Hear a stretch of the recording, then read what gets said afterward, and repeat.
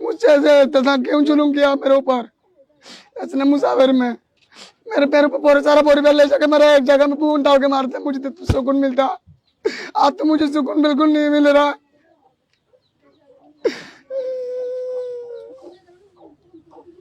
आज 4 दिन हो गए मेरे खाना का, मेडिसिन नींद का, मेरे जुआन पिछले कौन से क्या कर रहा है, मुझे ये परेशानी से आता। बर्मा से आया हूँ। कौन सी जगह? मंडू। मोन्टू। जी। क्या हुआ तो? वहाँ पे लड़ाई हुआ था, हमारा गांव जला दिया था। पूरा गांव जलाते, हम गुसला हार गए थे। हम क्या करें, हम जान बचाए, भारत में पना लिए, शरण लिए। यही है मेरा, मैं कुछ कर नहीं, मेरा जान बचाए भारत में आके बस। इससे मुझे और ज्यादा परेशानी हो गई भारत में। आज 2017 में आया, 8 साल हो रहा है, कोई परेशानी नहीं मिला। आज 9 साल में मुझे ज्यादा परेशानी पड़ गई। मुझे अपना जवान भी मुझे छीन के गया, इज्जत लूट गया मेरा, मुझे जीना भी हराम हो गया बिल्कुल।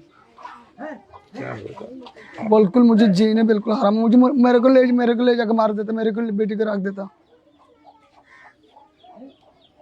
आपका बहन का बेटी है? हाँ जी, मैं बचपन से पला हूँ, उसका बाप नहीं है, ये 3 है। बहन का पास घर वाला मर गया, बचपन से मैं पाला रहा हूँ उसको बेटी की तरह। आप वहाँ से छोड़ के आए के टाइम वो था मेरे साथ था, सब आपके साथ? मेरे साथ। तो आप इसका जान बचा के आया, अभी तो इंडिया उसको मैं तो उसके शेर से मुंह से भी लेकर आया हूँ सर, सांप से मुंह से लेकर आया हूँ, बचा के लेकर आया हूँ। मुझे यहाँ से कैसे छीन गया। वो मामू को फोन करा था मलेशिया में, उन्होंने मेरे भाई ने मेरे को फोन करा था, बोला ना उन्होंने मेरे बहन रो रहा था उस टाइम। मेरे भाई ने बोला क्यों रो रहा, घर में क्या हुआ, ये पूछा था। उन्होंने मेरे बहन ने बोला था ना मैं घर में तो नहीं भाई, मेरे को तो समंदर में ला के फेंक दिया था गया, तुरंत मेरे को इन्फोर्म करा था। ये बात यही सुना था मैं। ये दोनों है आपके? ये दोनों ये बहन है, ये भांजी है। इसके 20 तारीख का शादी है। मैंने दूल्हा का कपड़ा भी बेच दिया दूल्हा का घर में, और सारा सामान भी खरीद के रखा हूँ घर में। इससे मुझसे कैसे साल चल के मेरे बेटे कैसे छीन के ले गया, ये मुझे समझ में नहीं आ रहा। अगर सरकार हमको भेजे, डिक्लेयर होगा, कैसे डिक्लेयर होगा, पूरा भारतवासी जानेगा बर्मा वाला को अपने देश में डिपोर्ट कर रहा है। हम भी इंतजार कर रहा है ये बात में, हम भी यहाँ रहने नहीं चाह रहा। हम रात को सोता, नींद नहीं आता कि मैं बचपन से कहाँ बड़ा हूँ, मेरा गुसला कहाँ है, मैं ये सोचते रहता हूँ।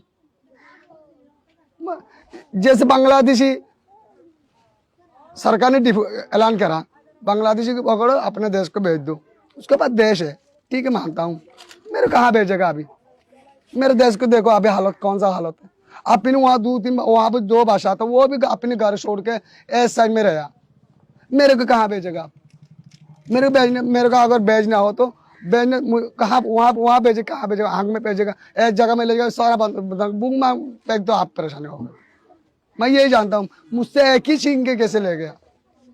6 तारीख में 2 बजे हमारे फोन में कॉल आई थी, कह रहा था अम्मी, तुम्हारा अम्मी को रिफ्यूजी कार्ड के साथ भेजो यहाँ इन उसके पास।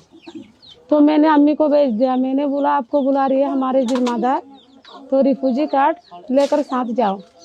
तो मैं कपड़ा धोने चले गई, मेरे अम्मी यहाँ गई, तो तकरीबन 2 बजे बुलाया, 4 बज रही है, तो मेरा अंदर घबराहट हो रही है, मेरा अम्मी क्यों नहीं आ रही घर में वापस।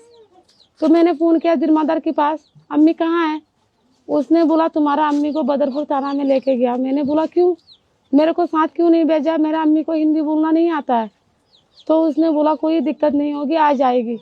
तो पूरा रात हम लोग तरस में रहा, मेरा अम्मी का खबर कहीं नहीं मिल रहा। तो हम लोगों को सुनने में आया, मतलब वो जिंदा है, कहीं उसको बर्मा में फेंक दिया, बस इतना सुना था। ना मेरे साथ अभी तक बातचीत हुआ, ना मैंने उसको देखी, ना मुझे मालूम है वो कहाँ है।